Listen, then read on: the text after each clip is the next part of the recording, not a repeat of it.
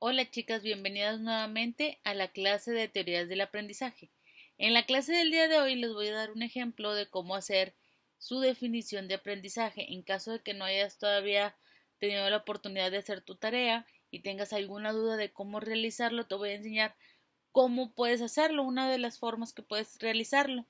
Vamos a tomar de ejemplo las definiciones que yo te di en la clase anterior sobre que dieron Piaget y Gagné, de las que ellos nos hablaron.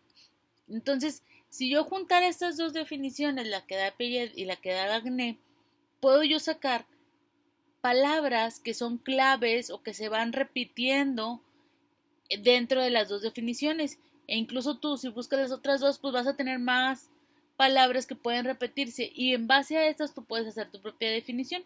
Entonces, por ejemplo, yo podría decir que el aprendizaje es un proceso mediante el cual una persona adquiere información de manera permanente, lo cual hace que haya un cambio dentro de su conducta.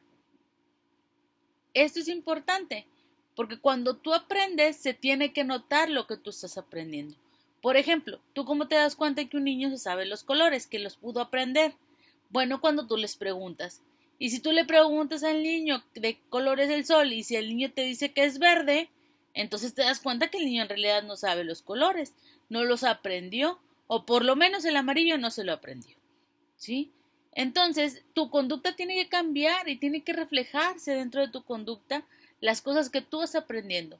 Cuando después de varias veces trabajarlo, ves que el niño, tú al preguntarle cuál es el color del sol y te logra decir que el amarillo, e incluso puedes preguntarle qué color son los girasoles y te dice también que son amarillos, entonces tú te vas a dar cuenta que el alumno en realidad aprendió el color amarillo o los colores, ¿verdad? Entonces, el aprendizaje tiene que notarse, tiene que verse y tiene que ser de manera permanente porque a los meses al niño no se le olvida que el girasol o el sol son de color amarillo. Y esto es importante.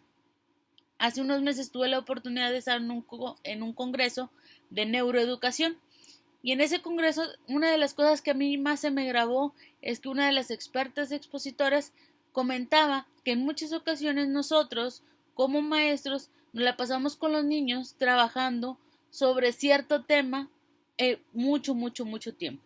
Entonces estás, por ejemplo, con los niños sobre los medios de transporte y le estás explicando a los niños cuáles son los medios del transporte y varias veces y varias semanas y de una forma y de otra forma y la estrategia y diferentes estrategias. Y el niño nada más no aprende. Pero luego de repente llega un día a clases y de la nada, ¡pum!, se dio el aprendizaje. Pareciera que es un día mágico en el cual el niño ya supo cuáles son los medios de transporte.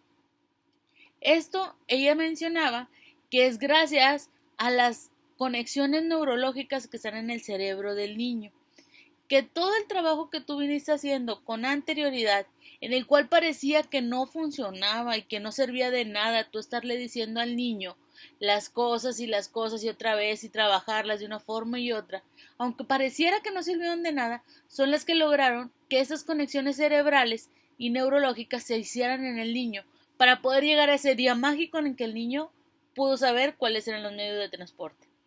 Esto nos deja de enseñanza que sí, que el aprendizaje es un proceso, ¿sí? No se da de un día para otro, sino se va dando poco a poquito. Es como cuando haces una hamburguesa. Para hacer una hamburguesa, tú tienes que llevar un proceso, no puedes poner la carne cruda. Primero tienes que cocerla, primero tienes que calentar el pan, y luego tienes que poner los ingredientes, y así te vas, no puedes saltarte los pasos.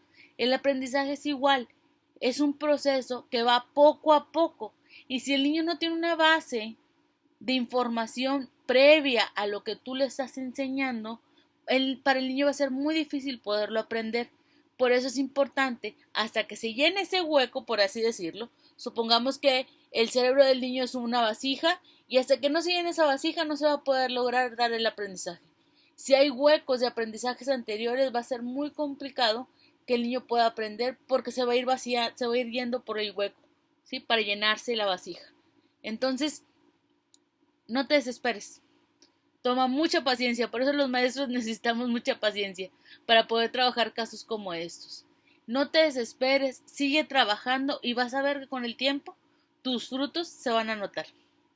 Saludos.